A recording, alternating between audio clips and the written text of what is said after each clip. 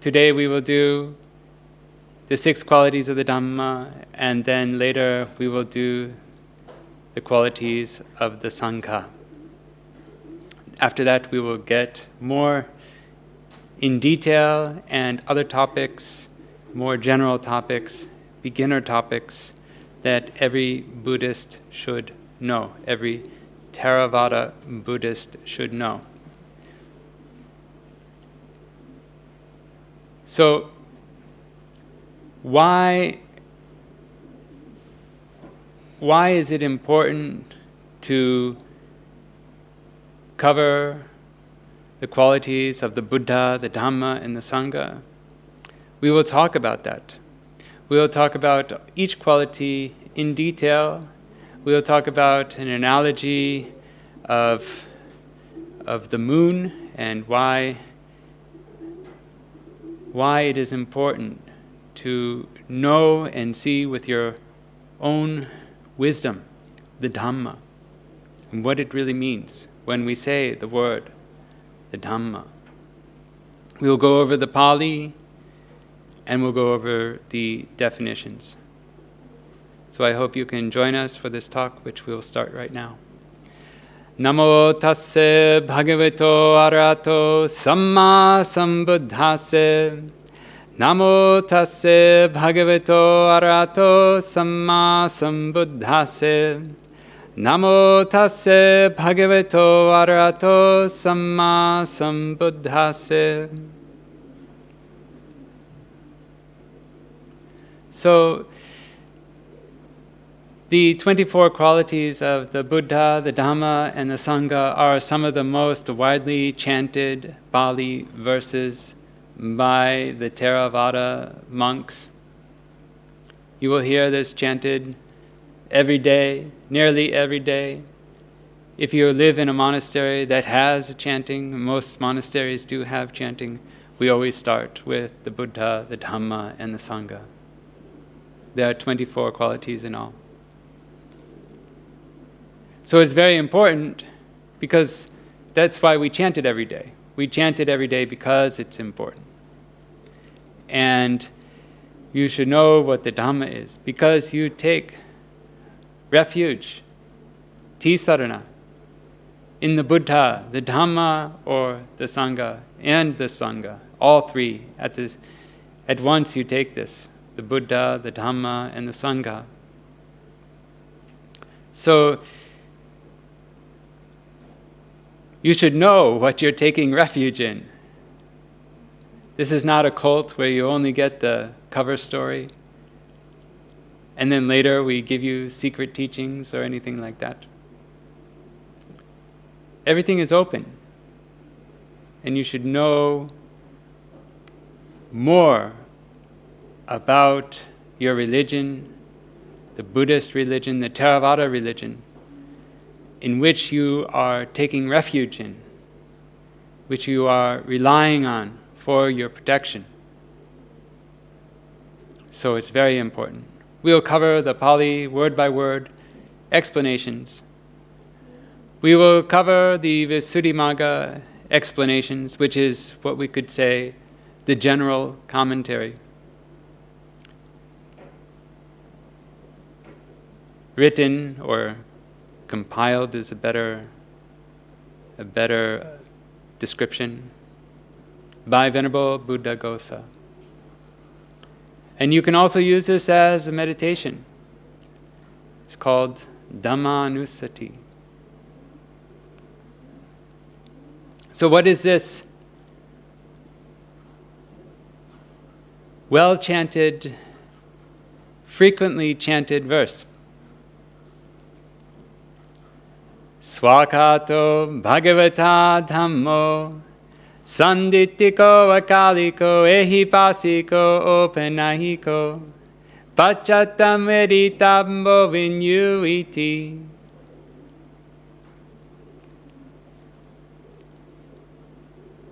It's a very wonderful chant. It doesn't get old.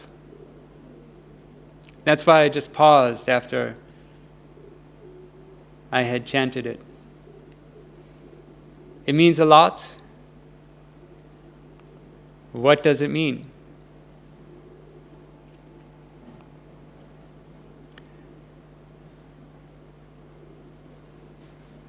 Let's chant it one more time. Swakato Bhagavata Dhammo Sanditiko Akaliko Ehipasiko Opanahiko Pachatam Veritambo Vinyuiti. So Swakato, that's the first word. It means well proclaimed. It's good in the beginning, it's good in the middle, and it's good in the end. This is a very standard description of the Dhamma. Good in the beginning, good in the middle, and good in the end.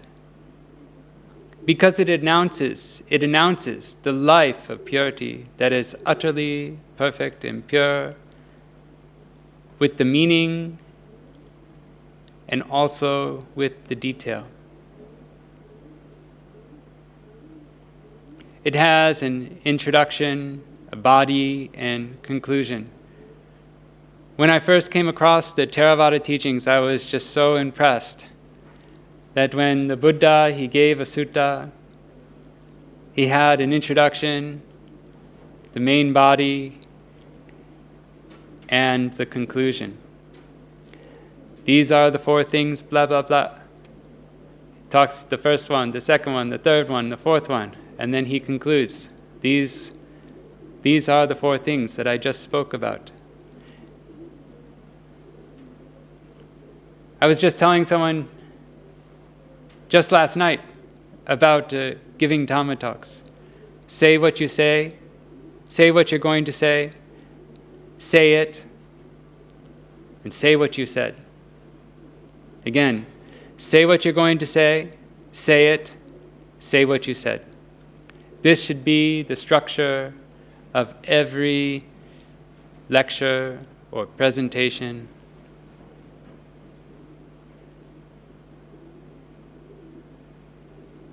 And in this way, it's good in the beginning, good in the middle, and good in the end. We can also break it up into sila, samadhi, insight, and nibbana. Samadhi and insight would be the middle. Sila would be the beginning part. Samadhi and insight is the middle. And the end is nibbana. There are different ways to break that up. But it's always best to have nibbana at the very end. This is the most appropriate. Swakato Bhagavata Dhammo Sanditiko Akaliko Ehipasiko Panaiko Pachatam Veritabbo Vinyuiti. Sanditiko. This is the next quality.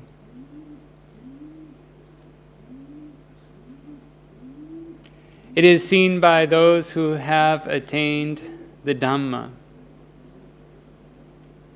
I don't remember if I told you this before. I think I did. But the Buddha is the one who discovers the teachings. The teachings are always present. He discovers them. He discovers what's already there. The teachings are the Dhamma. And those who attain the teachings are the Sangha, the Arya Sangha. Sanditiko can mean seen by those who attain the Dhamma. What do we mean by that? The ninefold Lokuttara Dhamma. That is 8 path and fruitions together, 8, with the 9th as Nibbana.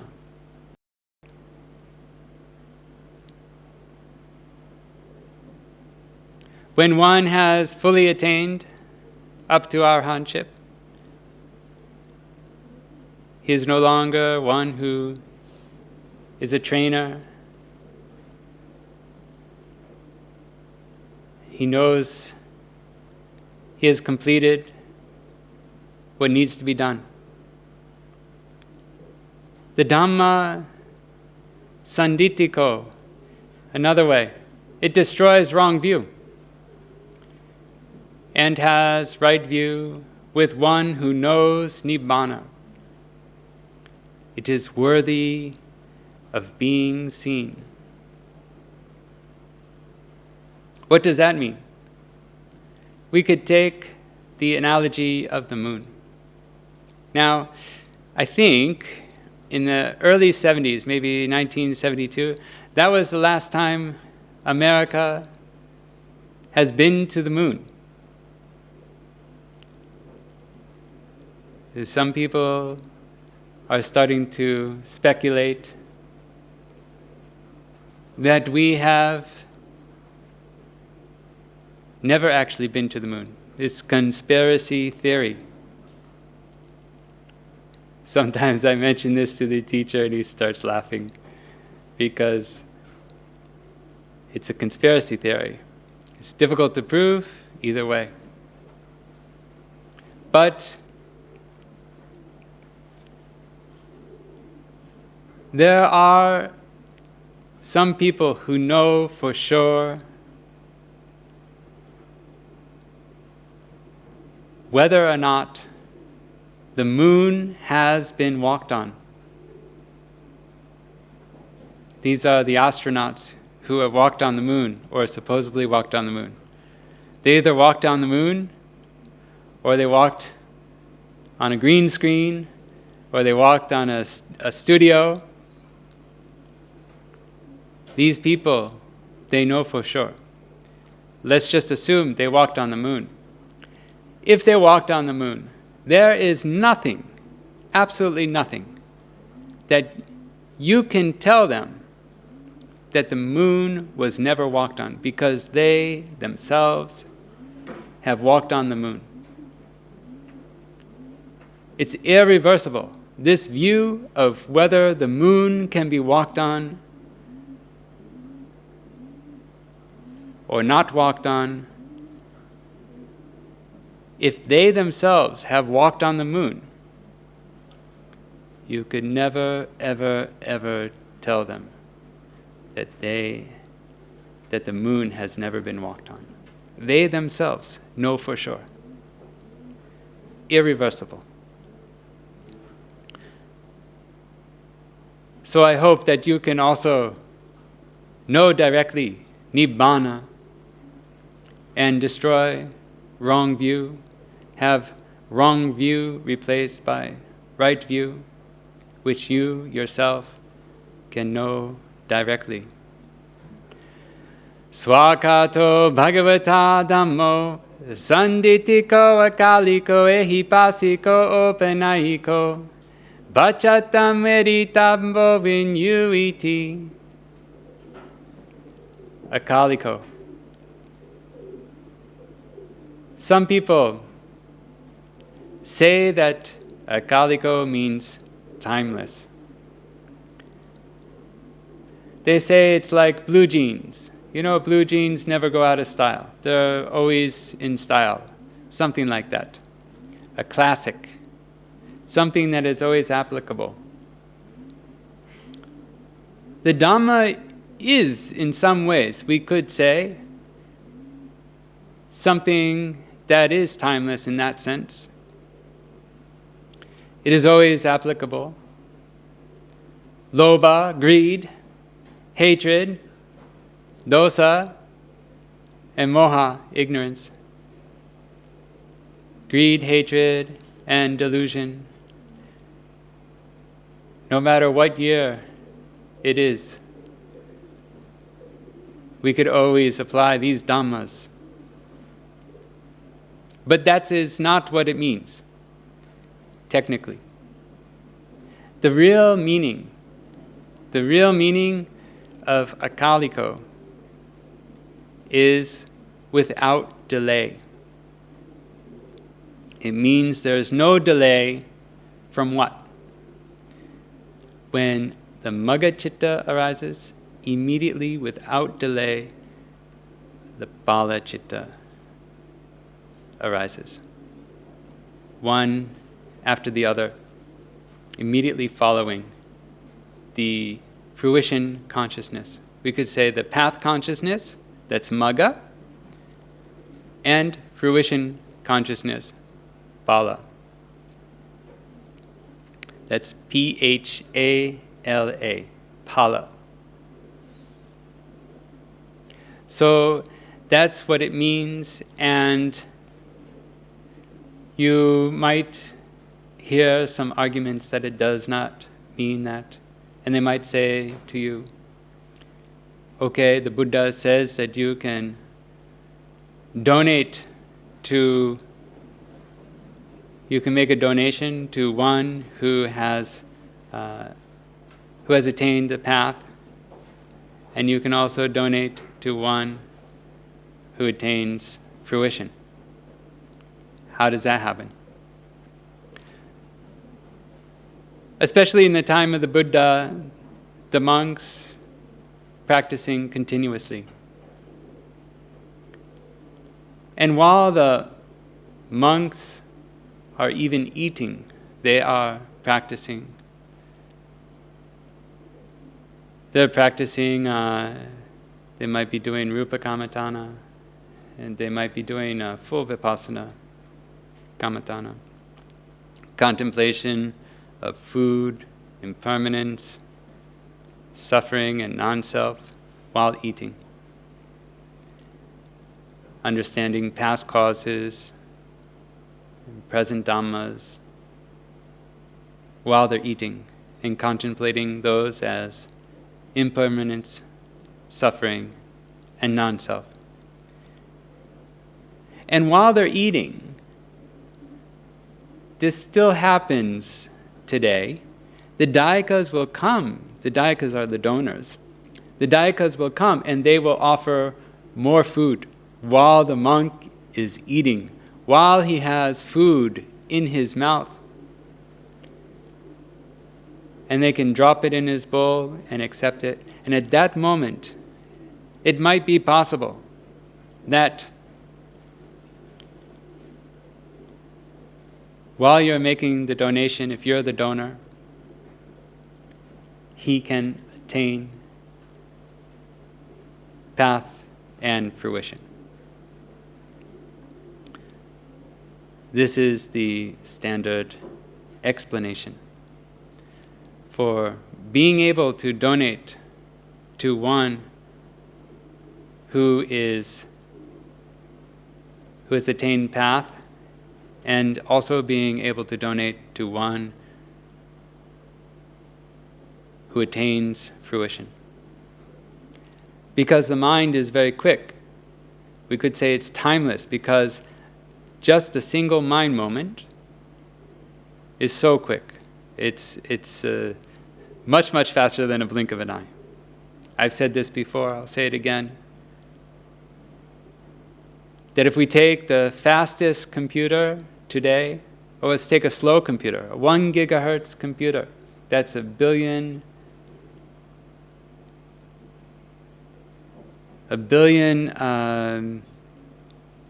what do we say, processes per second, gigahertz.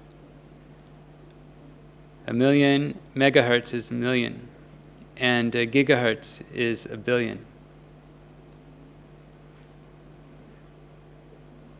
The human mind is so much faster than that, more than 1 billion. And so in that way, we could say that it's timeless, because the fraction of that amount of time, it's consecutive and happens immediately after the path consciousness. Let's continue. Swakato Bhagavata Dhammo Sanditiko Akaliko Ehipasiko Panahiko Pachatam Veritabbo Vinyuiti Ehipasiko. inviting inspection. The commentary says, there is something that is actually there. If I were to say there is money in my empty fist, can I say, come and see? There's nothing in my hand. I make a fist.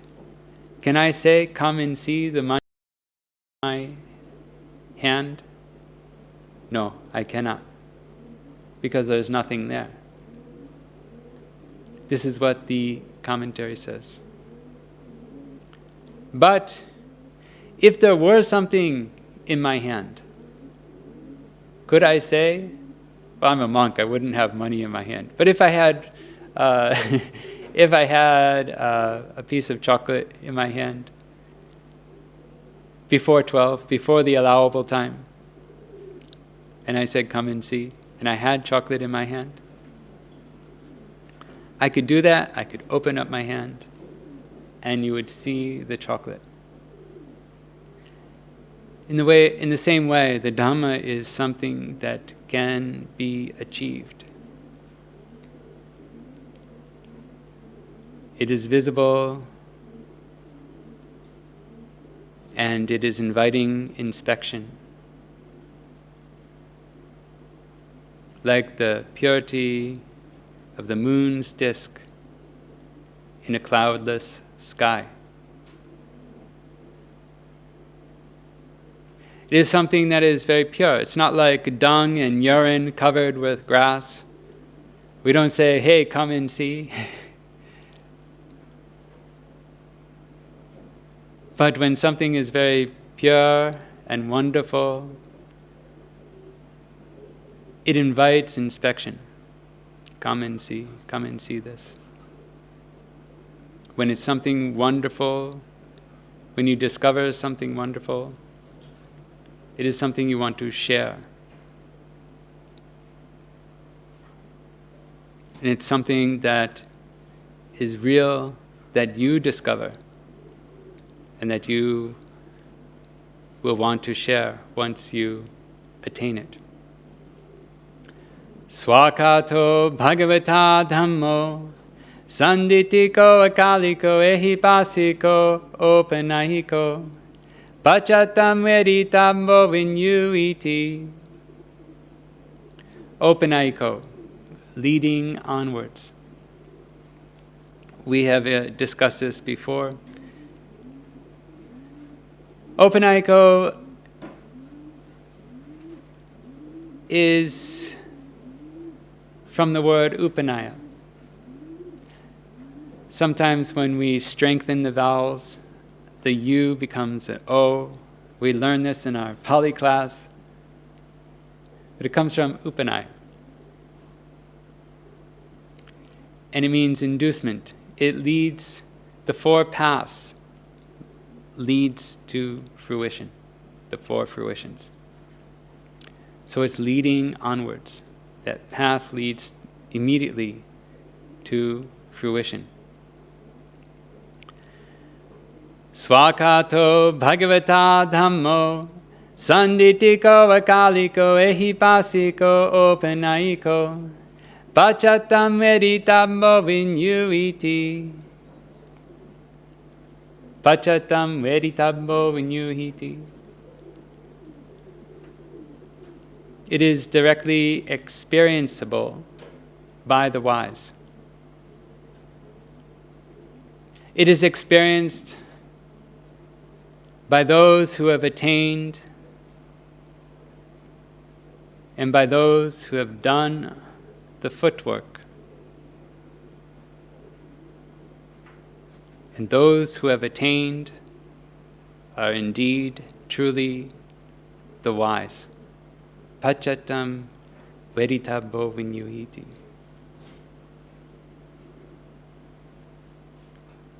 When one reaches path and fruition, they will say, the path has been developed, fruition has been attained, and cessation has been realized. The one who says it who says, by me the path has been developed, fruition has been attained, and cessation has been realized.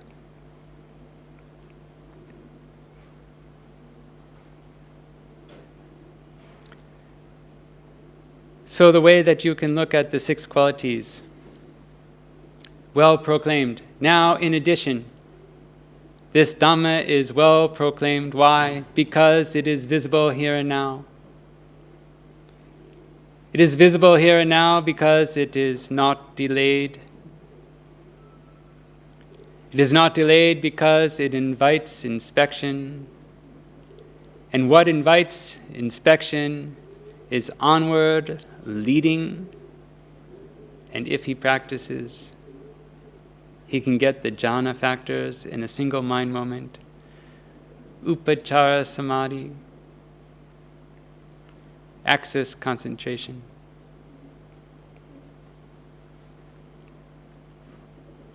Now, when this man is truly wise, his constant task will surely be this recollection of the Dhamma, blessed with such mighty potency. Dhamma anusati is the meditation of the qualities of the Dhamma. It is actually good for Westerners because, I hate to say this, the Westerners are lacking the devotional faith that those, let's say in Sri Lanka, that those in the Theravada countries, Cambodia, Myanmar, Thailand, and Laos. There are 5 countries. These countries have high faith. Sri Lanka has high faith. Oh, when I went to Cambodia, I discovered how faithful they are. Did you know that Cambodia has the highest per capita Theravada Buddhist of any other country, more than Sri Lanka? I think it's like, I can't remember exactly, I think it's like 96% or something. It's extraordinarily high. And when I went there with a group of people, and we delivered some relics of the Buddha, the faith was just so incredible. It's just a memory for a lifetime.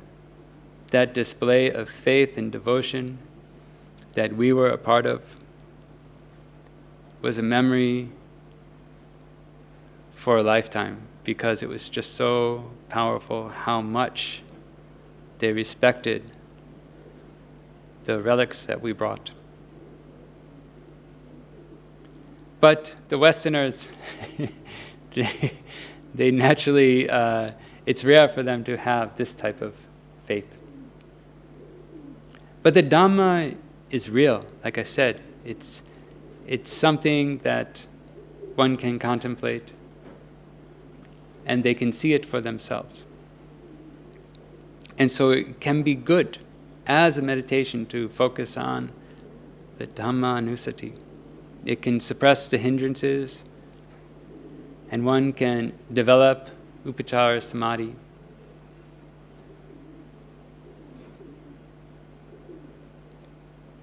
And this concludes the talk. We'll review a little bit. Swakato Bhagavata Dhammo. The Dhamma is well proclaimed by the Blessed One. Sanditiko. It is visible here and now. Akaliko, not delayed. Ehipasiko, inviting inspection.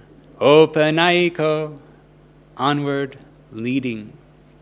Pachatam veritabmo vinyuiti. It is directly experienceable by the wise.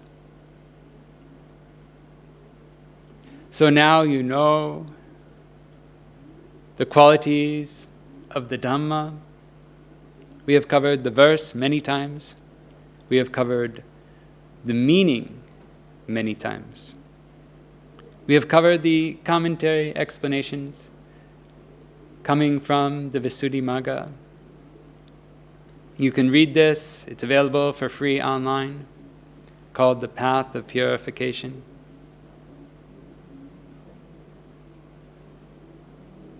By Venerable Bhikkhu Nyanamoli. It's a very big book. I hope you can read it. This is what we call the general or common commentary as it relates to the practice and attainment of liberation.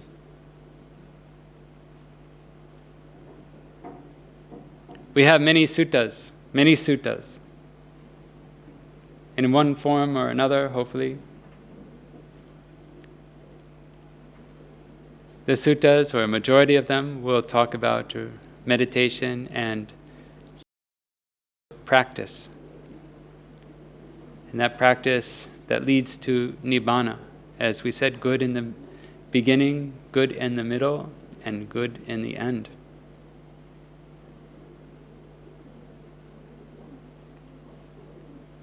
And there are so many duplicate suttas, or they talk about this, they talk about that.